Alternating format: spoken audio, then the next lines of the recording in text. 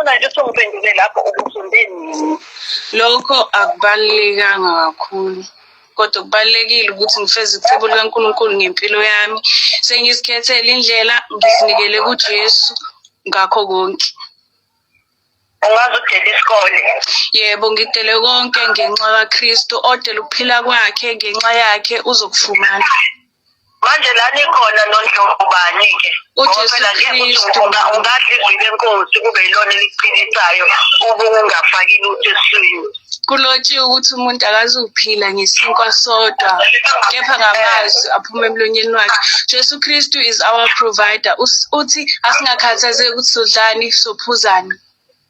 Akwazi phela ukuthi ngingadla izwi lenkosi libe ningadli kudla. God does take care of us ngendlela yakhe mama. Awukwazi ukuthi ungaphila ngamandla. Nje kufanele siphekwe. Kuzophuma lokudla. Siyapheka, siyadla mama. Ukhamba kubani balolo ondlayo. God provides mama. Ayikho leyo nto ukudla kuthengwa ngemali. Not God provide. Uyasebenza ukuthi uthole ukudla. Yebo, ngokaNkulunkulu kunendlela yakhe aprovide ngayo for abantwana bakhe. Ngaphandle kwemali lalela kunalona providayo okuyena ontshela ngalelizwi enilalela yena uyena uthengile ukudla. Munye uKristu Jesu, munye umlamuleli phakathi komuntu noNkulunkulu. Ukuthi ukudla phela kuthengwa ngemali, akuthengwa ngoJesu. uJesu unendlela yakhe yokwenza izinto ngaphandle kwemali mama. Imali is not everything when it comes to God. Awuyiqhamukela ukudla uthengwa ngemali usuke kuphi uJesu. Umhlaba ngokaNkulunkulu nabantu abakaNkulunkulu. So yes, uNkulunkulu ngekasidale masiyahluleka ukusinakekela. Uyazi ukuthi sidlani sigqokani. Uzathi asingakhathazeki ngakho konke lokho.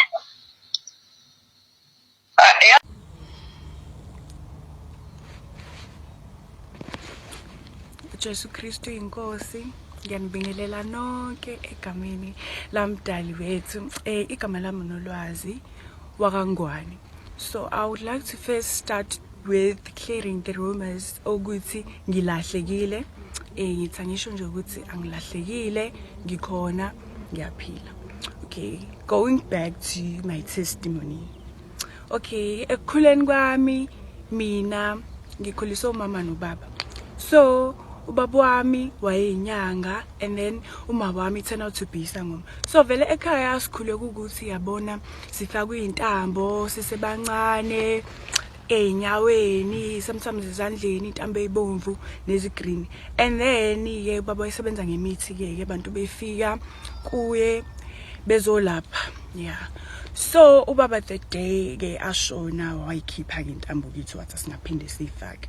Okay, going forward ngaba umntwana nje ohamba isonto nomama sonto ezayoni. And then yes asishintsha inkonzo ngasaya kwenye inkonzo yabasindisiwe and then ngafike ngayinikela lapho. I think I was 14. Yes, ngisindiswa I was 14. So ngasindiswa from 14 years nakhona angina information eningi yokuthi isho ukuthini insindiso kumina yabona ukuhlatshwa yizwi ngaleso sikhathi leso. Okay, ngiqhubeke ngizenzela izinto zezwe. Yabona ngifana nazo zonke nje izingane ngiyithanda nje kakhulu izinto but angisimntwana ohluphi kakhulu ngabafana abantu besilisa but nje into engangiyithandela nje ukuthi ngibe muhle yabo be that girl slay and then uyabona kwaziwa njengasekhaya oh liyangane yabo inhle kanjani kube nje yabona udumo lezwe konke lokho okuyize. Okay, and then Jesu Kristu inkosi ngizoqhubeka on my first part of the testimony obingakuyibuki angaphindela khona. So ezingichazile ukuthi baba azoshona okay ngasindiswa nomama samba inkonzo ngaba nje igundwane lesonto ngazi ukuthi nje yabo ngiyesontweni ngaleso sikhathi funda iBhayibheli ngaleso sikhathi yabo nje angigcilile nje ngaleyo ndlela yabo kuba ukuthi abangani bami makhanje kuya kuleyo party or something then so balapho ukuthi kuyaphuzwa okay ngiyaphuza nami khona lapha but into engangayithandi kakhulu ukuphuza because mina ngangigcile kakhulu kwi-vapor. Ngithanda nje vapor ubhema nani lawa ama flavors lawa yana up until ngibe i-addict yayo nje ngayithenga ke ngangasakwazi ukuphila ngaphandle kwayo vapor ngayithenga into engihlale nginayo every time. Ngathenga le echargewayo, yabona umama wayeseyazi nje endlini azathi nansi into yakho nani. I think I was doing my first year now eVarsity.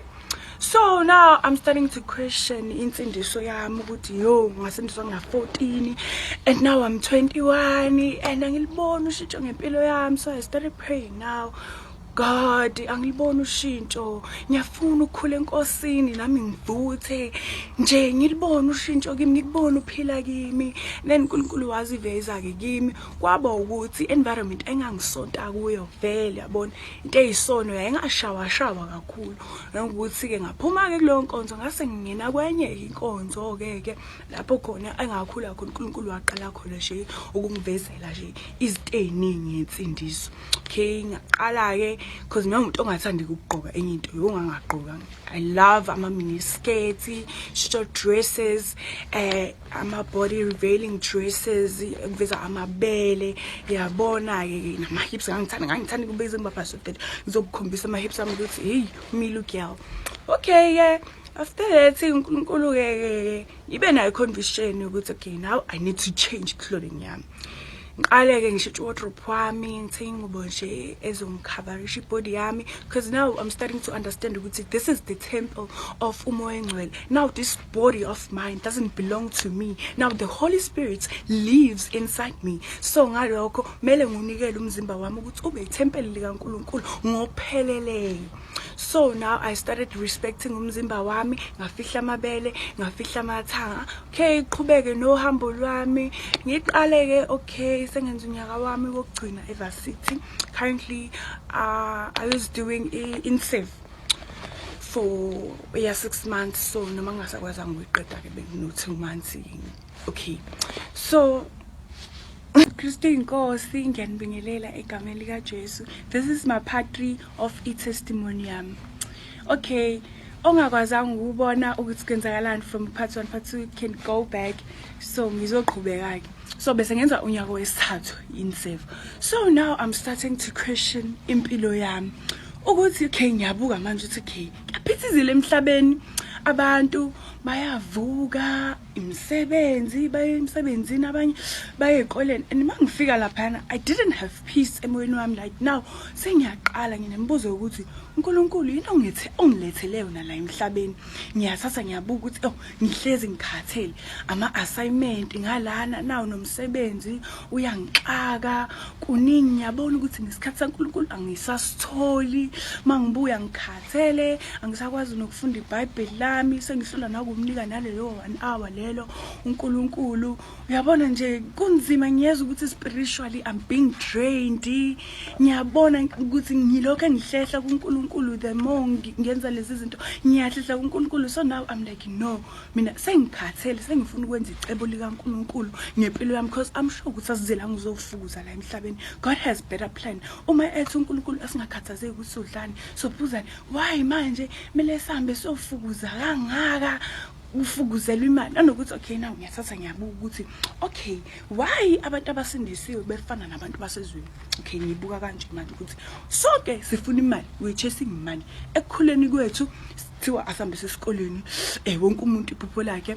Mase esikoleni kumele ngibe ne big house, I double story, imoto. That's the only thing that we're being taught. Education is key to success, which is a lie indeed.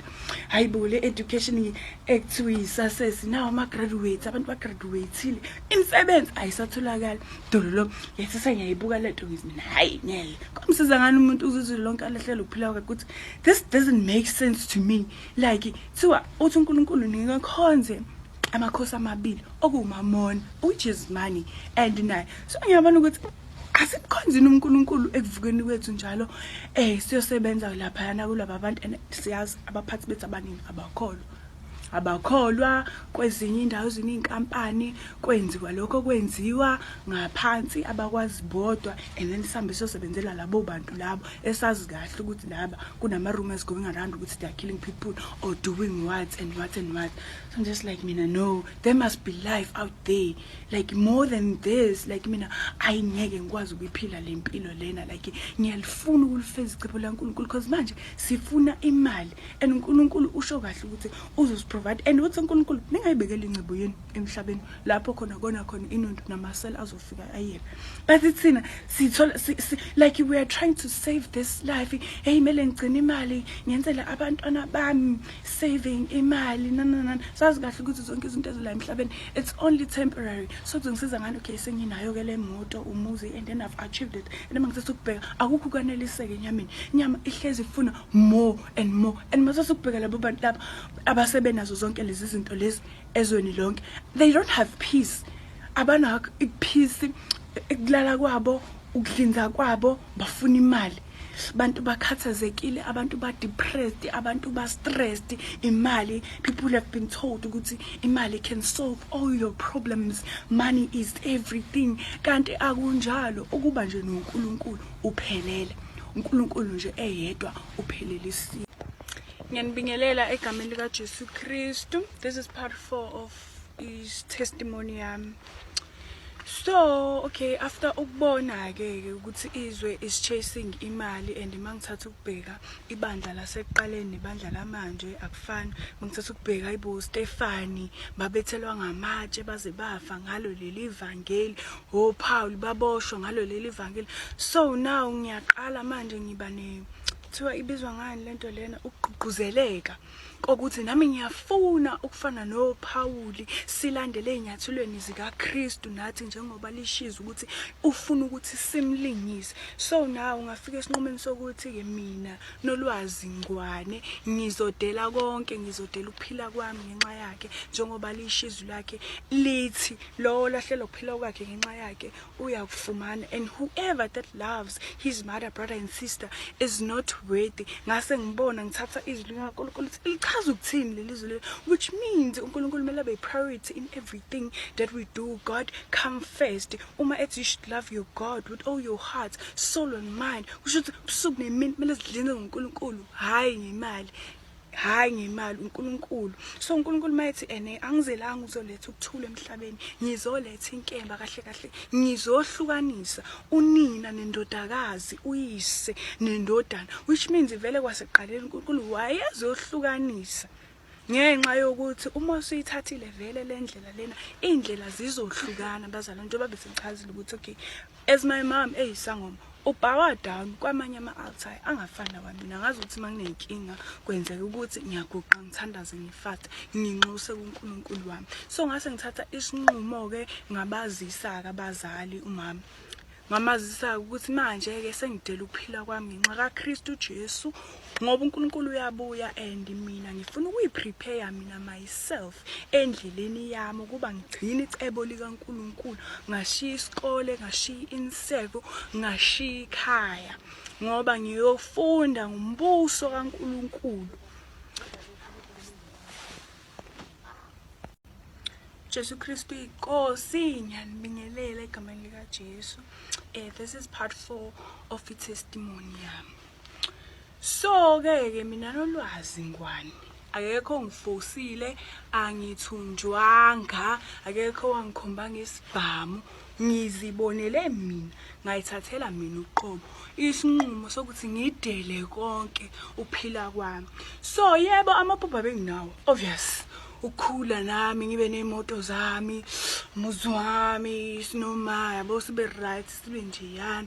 But then asengikhumbula ukuthi hayi sinekhaya ezulwini, uyabona ekhala baba kunezindle eziningi. And then I remembered ukuthi did God himself yena Jesu ezile la emhlabeni wena umuzi? No, wayehlala everywhere preaching the word, the gospel to people, being saved, winning souls for Christ. So uNkulunkulu at the time abiza Peter wathi abamlandele uzobenza abadobi babantu, make you as a tax collector. So I'm sure imali yonke wayinayo but wakhetha ukuyishiya. So mina kuyini ukuthi ngidele kwami ukuphila yena owakwazi ukudela nje ukuphila kwakhe wazinikela wafa ngenxa yami.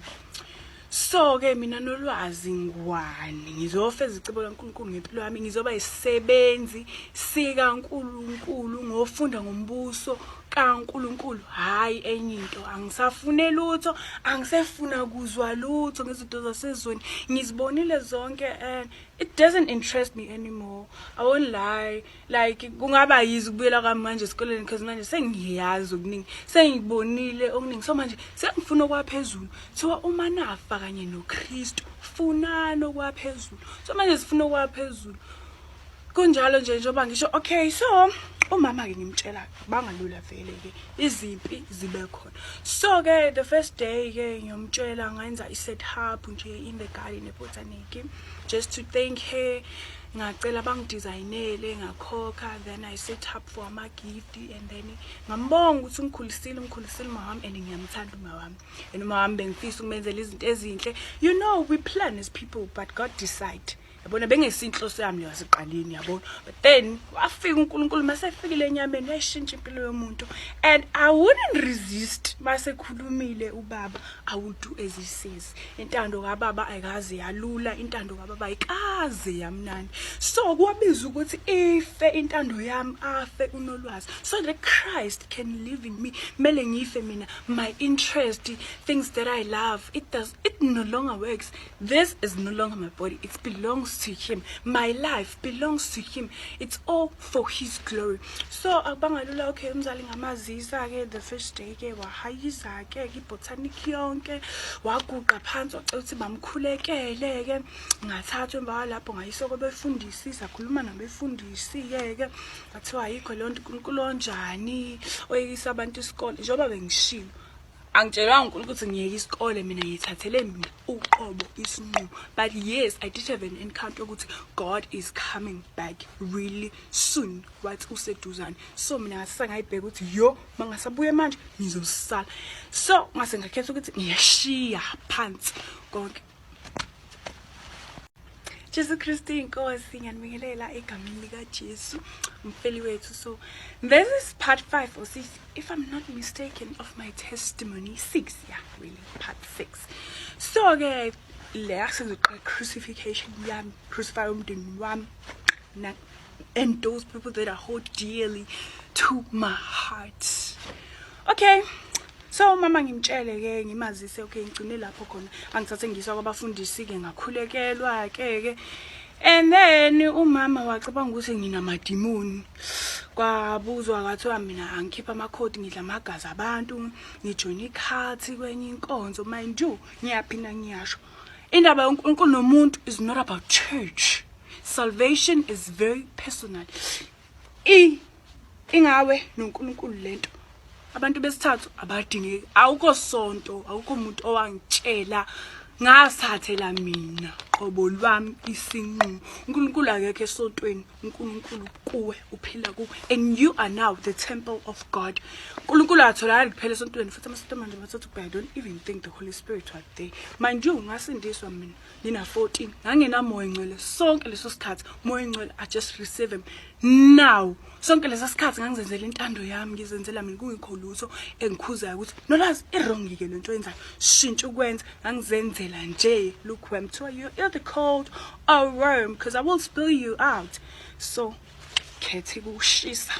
Okay, sibuyele emumva manje sikhethe. Okay, emva kwalapho ke ngiyathathwa ke kwathiwa nginamadimoni ngihamba ngayothandazelwa ke kwathiwa ngikhipha amakhodi kanjeyana amagazi. Okay, the next thing okay ke ngithathwe ngiyiswe enyangeni manje eza ngumeni one time. Okay ke ngelinye ilanga ngivuswe ke kuthiwa sambeni ngitshela ukuthi ngiyaphi hambe ke sifike lapha yana umkhulu nje lapha ngimazi bengiqala nokumbona ngibona nje ngathi uyinyanga thizeni gqokile nje nezintambo kuningi ngithathwa ke manje kuthiwa ngihambe ngiyongena esigodlweni qale mina manje athi mina ngisindisiwe egameni lika Jesu kuthiwa angakhonza abanye uNkulunkulu and we don't bow down to any other gods. Nganqaba mina ngathi hayi angizungena esigodlweni isigodlo angizungena esigodlweni because I know obviously kube ngangena lapha impepho imithi bazongikhafulela zonke lezi zinto lezo umoya ngcwele kimi akazwana lezo zinto elumelene nazo kuthiwa you don't go to witch doctors, you don't consult, you don't do all those things uma usindisiwe egameni lika Jesu Kristu yena eyedwa. Okay, ngama ngisho ukuthi ayi angeke ngikwazi ngisacela enye indlu mhlambe esingayithola ukuthi sikhone sikwazi kahle ukukhuluma. Okay, sitholeke indlu esokhulumela kuyo. Fike ngibuza ukuthi kwenzakalani ulwazi ngisho ukuthi hayi mina ngisathela isinqumo sokuthi ngidela konke ngenxa kaKristu Jesu ngifuna ukufeza icebo laNkulunkulu ngiphilo lami sengifuna ube isebenzisi kaNkulunkulu manje iqale lapho ke indaba athi lo baba hayi mina hayi ngadila nenkinga enjengawe before abantu abafana nawe kodwa manje lethu angeke ngikwazi ukusiza wena if ungavumi wena ngoba mina ngiyabathatha ngemvumo yabo ngihlale nabo ngibadlisa imithi baze babe right kuneyinkambi nje oyiphuzayo sikufake nezintambo masuba right nje just 1 month ayi mina nqabe ngithi nje mina ngi-right angilidingi usizo ngi-right ngegama lika Jesu futhi lezo zinto angizenzi kumelene nokholo lwami. Hayi ke emva kwalapho ke kuthiwa nginenkani angimhloniphi umama ngenxa yokuthi ngimele ivangeli ngibe uNkulunkulu ukuthi lezo zinto lezo angizenzi. Abazali yebo kunjalo lisho njalo izwi bazalana ukuthi uhlonipha uyihlo nonyoko. Kodwa when it comes to doing the will of God, we doing the will of the Father. Ukuthi obana bayiphikisayo emumva obana bangavumelani nakho okwabo lokho intando kaNkulunkulu yona sizoyenza kumnyama kubumva. Okay, the next thing ke ngithatha sengiswa kugobela kamama. I think like ingane kaGobela siwashona ingane kaGobela owathwa sisuma wadliswa amagobongo. Sithathwe siswe kulo muzi bangifika kulo muzi ke uphethe shunqa impephe mind you bangiforce emotweni ngangafuni ukuphuma bangibamba bangihluthula. I won't mention names. Okay, emva kwalapho ke ngingene ngihlale phansi bephethe insimbi yothusi lo baba lona athi makugcwalisa amanzi ebhakedini. Jesu Kristu inkosi ngiyanibingelela nonke egameni lamfeli wethu. Okay, so this is part 7 I mean.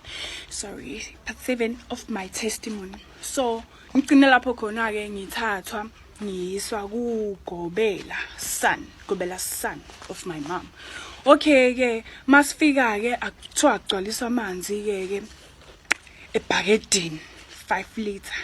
Hayi agcwalisa amanzi axekile. Hawu amanzi awani manje? Hawu azoyenza amanzi. Okay.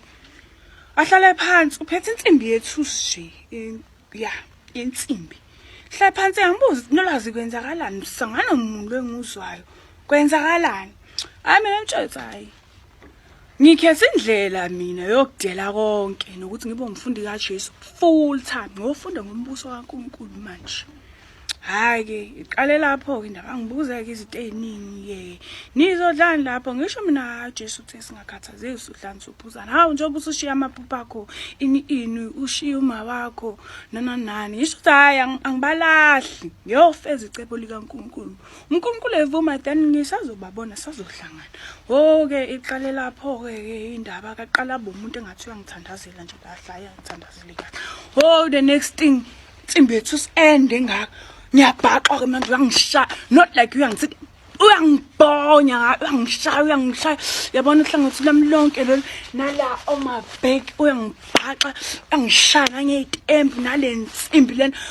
The next thing ngithi ngiyavika ngisabathe thiwa hayi letha amanzi. Hayi athathwa amanzi athathwa ngoje ngithelwe ngamanzi kanje hayi ngiqale ngithi hayi bangishaya bangithela ngamanzi yabona nje musokuthi ayabanda amanzi kusebusuku ngiqokile and bangithela ngamanzi abanda ebusuku. Hayi the next thing sengibanjwe izandla nenyawo ngihleli kusofa njalo ngibanjiwe izandla inyawo ugibela phezulu kwami yena lo Gobela ngipitshisa la ngonyawo lakhe ngotondo lwane lakhe ukuthi phela ngingakhona ukuphefumula. Angithi manje sengibanjwe nezandla nawa namanzi goburu so khuluma wena imuphi lo uNkulunkulu omkhonzayo akekho nje uNkulunkulu oshisa abantu isikole kanje ngimemeze mina ithi amanzi la ayangena ngamakhala amadlebe uyangikenya. The next thing ngithi mina uJesu Kristu engimkhonza kuthi unamanga lo uyadlala qhubeka ngibhaxa ngishaya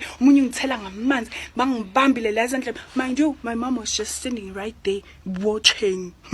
Hayi angibambe kanje sengithe angibambe kanje angikhona ukukhuluma amanzi azala, and the only thing in my mind, Jesu Christ.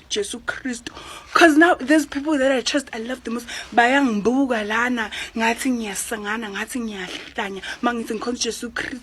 Oh, the next thing sengiphansi ngiguqe ngamadolo, bangithele ngamanzi baqhubeke bangibhaxe olise.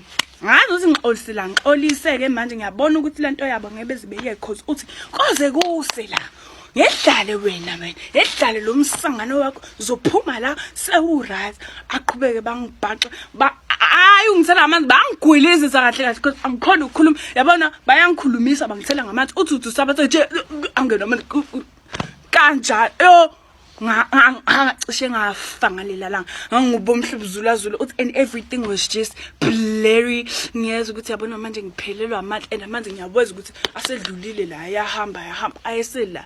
And the next thing kuba wafa futhi ngangizofa ngazophapha sengisesibhedlela. Ngaxolisa ke mina because they were forcing me. Ngathi mina hayi kulungeleke ngizobuyela esikoleni. Ngiyekeleni ngizobuyela esikoleni. Oh, kunephatha ngikahle ngiyabuya.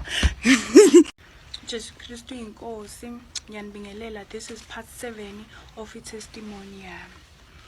Okay, ngisacela ukubuyela emumva kancane before kuyiwe kule crucifixion ngithelwa khona ngamanzi. So, umama wangithatha ke, wangisa kamfana. Bavumelana ukuthi umfana uzofika azongilobola ukuze ngingeke ngisahamba.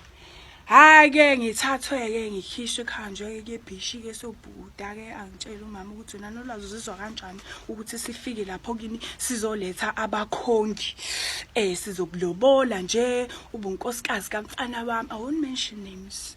Ubunkosikazi kamfana inqabe mina ngithi hawu wayeseningihajeka manje kade nihleli sonke lesi sikhathi ngoba sengithatha izinqumo ezibaluleke kangaka sengicabanga manje ukungishada. I-wrong ke leyo nto and akusile icebo laNkulunkulu if izofika kanjena manje ngalesikhathi. Ha ke okay ke emva kwalapho ke umama hamba emsebenzini abuya kumamfana ngakusasa wangqonqozela nje ngo7 ekseni. Hawu xa ibani lo ngqonqoza mangifika hayibona ngumamfana hey Thomaka sokulanda sohlala nawe uyasaba ukuthi wena uzobaleka. Ke ngihambe ke ngiyamfana ngihleli kamfana usuku lonke isonto lonke bengihlala kamfana mina ngifaleliwe ngoba kuthiwa ngizobaleka ke ngidla khona kodwa ukugeza begeza ekhaya ke bengehla ke oke mase ngiyakhupha uma ngibengilanda khona kamfana. Okay ke asibuyelenile ke lapho ke sengiguqe khona phansi ke sebengifosile bethi ngiyabuyela mina esikoleni. Ngathi bengifosa ngathi ngiyabuyela esikoleni nomfana ngizomshada manje wayekhona naye lo mfana lo engibuka kwenziwa yonke lento lena. Person that claims to love you. Oh, isithi amanga wonke lapho. Okay. Emva lapho okay bangidedela ke ngahamba ngayothandazelwa ke umawa ngamuzwa ke ucingweni ekhuluma nomunye hayi uvumile ukuthi uzobuyela esikoleni ngiyabonga ungisizile kodwa ke nje bese zohamba eresi kuzomela simlande njalo every Friday ukuthi ahambe le nyanga ahambe yolashwa ngizomthengela mina ingubo yokuthandaza ukuthi ahambe ayofuna amanzi nje angalapha ya ngala ahlala ngakhona. Okay, uma the next thing angibiza ngihlale phansi athi okay ke sokuhambisa ke kusasa esikolweni kodwa sokuqala inkonzweni hayi mina ngiyokhiso inkonzweni ke.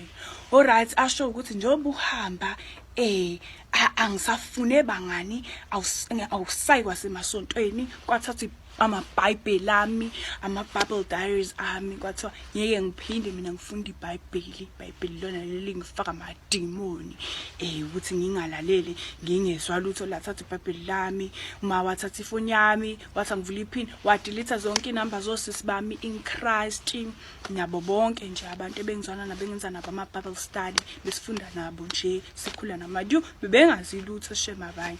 Okay and then emva kwalapho ke angitshela ukuthi kumele uhambe uyofuna indawo ozokhuleka kuyona wena unobizo kahle kahle ke ubizelwe wena emanzini kodwa manje uzoba umthandazi wena uzoba nebandla nani kodwa wena uzosebenza ngamanzi nani lona bizo lakho lo uyangitshela manje ndio mina ngithi ngisindisiwe egameni lika Jesu angihlangana namanzi nani khonza ukuphilayo angazi ngiswaphe emanzini ngiyokhuleka ngobani kanti ngivume phela ngoba phela bazongibulala labantu mangavumi ngivume mina hayi kulungile ngizowenza njengobusho mama okay ke angishiye ke resi akhulume nesecurity lapha masifika athi nimgade lona angaphumi lona ufuna ukubaleka unamademoni kunesonto alijoinile kanjani njengoba kuduka indaba ukuthi nganyamalala nesonto akukho sonto enganyamalala nalo mina kanjani ke okay umama hambe ke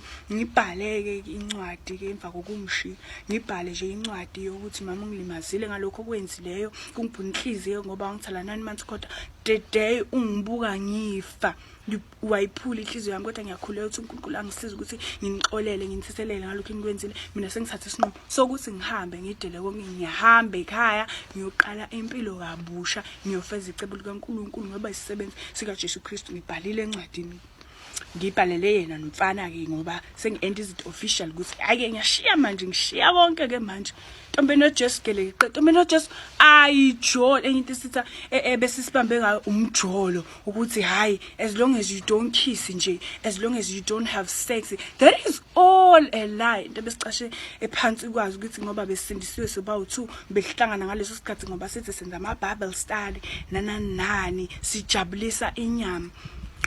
Okay ke emva kwalapho ke Jesu Kristu uyinkosi ngiyanibingelela. This is part 7 or 8 of my testimony. So ngigcine lapho khona ngihamba ke resi ngibhala incwadi.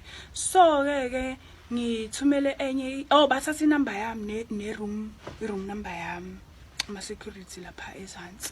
Ngithumele enye ingane ukuthi ingiphumele nesuitcase lami bayivimbe ingane ibuza ukuthi isuitcase labani hayi akalishiye lapha buye ukela ngitshothi hayi banqabela ukuthi ngilikhiphe leli suitcase usizothola ezansi because mina beyithi akangikhiphele lona alikhiphe ngaphandle. Belinezinto zami nje ezokugqoka ezokushintsha yonke into ngiprepare uhambo lwami lokuqala impilo entsha ekufeza icebo laNkulunkulu. Okay ke mangifika egate ngivele ngishiye ke ilo suitcase because benginto ezoyenza ngithatha handbag yami ngifike egate lingivimba security hayibo uyaphi ngalesikhathi I think kwabo 5 kanje ya uyazi nje ubusekusiku 5 ishaya kumnyama ngithi mina hayi ngiyothenga izinto ezincane nje because ngisanda ukufika vele yabonga nqamba manga ukuthi ngiyothenga into ezincane ezokudla nani but I had to protect myself ngihamba hayi ke angivumeleke umama uthi ngiphume ngithi ngiye Shoprite ngiyothenga into ezincane zokudla ke kwaba ukuhamba kwami ke lokho ekhaya so ebengifuna ukclarify ukuthi angikho emlazi kaEmu angikho and angengizwi ngisho ukuthi ngikuphi that is for my protection angikho safe lapha abantu bazongibulala balokho bezenza into endaba hawu ngiyakhuluma nabo bayangifonela ngiyali-answer ucingo bangiwhatsappa ngiyabaphendula ukuthi hayi ngi-right ngihleli kahle banendaba ukuthi ngi-right ngihleli kahle bafuna ukwazi location and the next thing bahamba bayemlazi bayohlasela osisi bami in Christ laphana bahamba namaphoyisa ngakhuluma namaphoyisa bangibuza ukuthi ubalekeleni ekhaya ngabatshothe ekhaya ngibalekanga umama ngamtshela kwabo ukuthi yena isinqumo sami akasithathi serious isinqumo sami sokude la konke nalokho ngiya-understand but lama rumors ukuthi ngilahlekile yiwo ke lawo esizoclarish angilahlekile ngiyaphila njengoba ningibona nje Ntombi noJesu esindisi gelekeqe edele konke ngenxa kaKristu Jesu ngoba izofeza icebo lakhe. So ngithi nje angisho ukuthi Jesu Kristu uyinkosi Jesu Kristu uyaphila uyena yedwa indlela nokuphila neqiniso basekhona impela uPaul bamanje ngoba manje ngimile nje kungenxa kaJesu Kristu uthi manje ngilindele noma yini engasiyenzeke ukuthi masifa bazolana sesofela kuye ngoba ubusisiwe ofela enkosini ngoba wokufumana ukuphila kwakhe ngaleni. So whatever enikwenza noma ngabe niyangithola noma ningitholi nenze nikwenza ngimile esinqumeni sami nazi futhi ayikho into ezongishintsha ngimile ngizofeza icebo laNkulunkulu yebo ngidele konke ukuphila kwami ngenxa yakhe ayikho into ezongishintsha ngimile and ngicela niyeke ukuhlasela osisi bami in Christ lapha eMlazi no mama sebeyasaba manje nabo basafila isifo bengicela abandla ukuba niyeke persecution nibhekane nami angithi indaba inami mina ngiyikhethele isinqumo yokuthi ngihambe abanye abantu abahlangene nayo yonke lento abahlangene nabo ngiyanikhulekela ngengeke unxusela ukuthi uNkulunkulu asizinhliziyo zenu ukuthi azithobise nibone nazi ukuthi yonke lento bekuyicebo lakhe from the start kodwa from now yani sazoqhubeka ningilwise nenze nikwenzayo kodwa njengamanje ngibheke kuye angisashintshi angijiki ngibheke kuye njengamanje ngiright ngisafe and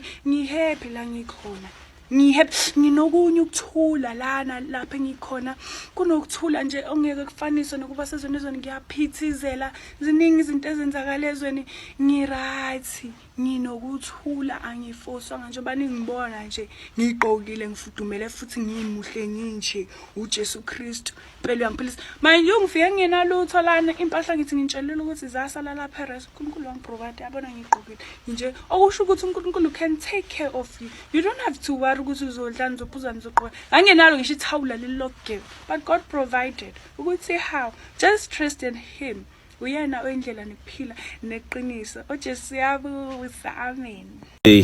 Yazi ezinye izinto ziyahlekisa yazi sometimes you don't have words to express how you feel vele uhleke nje because into eziningi ziprofetiwe in the scriptures so mase zifulfilleke vele uthi oh wow hey bayiqinisile uJesu menzi so impela nenzani lapho eMlazi what are you doing ekhaya lapho kwa eMlazi causing idrama unnecessary ngomuntu oyithathele yena isinqumo umdala uza above age oyithathele yena isinqumo wathi ufuna ukuya la ithanda khona uhappy futhi la ithanda khona there's proof of that benikhuluma naye over the phone so why can't you handle the truth why can't you deal with that and accept that nenzani lapho raiding people's houses raiding imndeni yabantu hoping to succeed you won't succeed you will fail because it's a failed project lento eniyenzayo it's founded on lies it's founded upon lies so yonke lento eniyenzayo foundation amanga vele propaganda I was listening to all the videos and the evidence and the voice notes everything is a lie what you are saying I don't understand ulimi lenyoko linje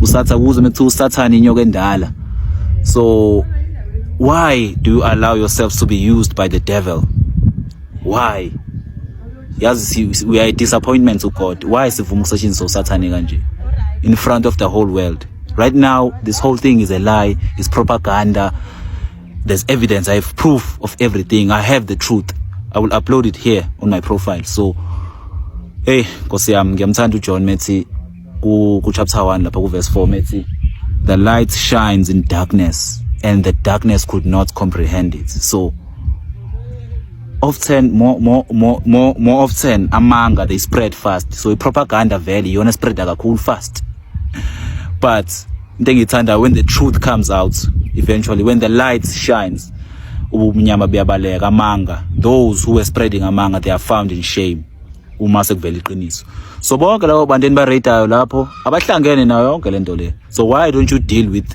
the main character of the story why ni raid abantu ni accuse abantu ni harass abantu ni invade imizi yabantu nisabisa abantu nalamaphoyisa eniwathengile lapho nithenga amaphoyisa unenzani ngempela lapho ngempela yini lento eniyenza lapho trying to trend your journalist lapho that guy trying to trend naye ufuna content ufuna amanga wonke so that's why it will collapse because when the truth comes out the lies collapse it's a lie this whole thing and I have proof I will upload everything on my profile stay tuned for the truth if you want the truth because most people they are deceived by the lies Nkosi yami Jesu Kristu inkosi siyabonga.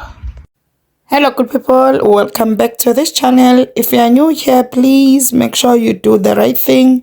You press that subscribe button and hit the notification bell.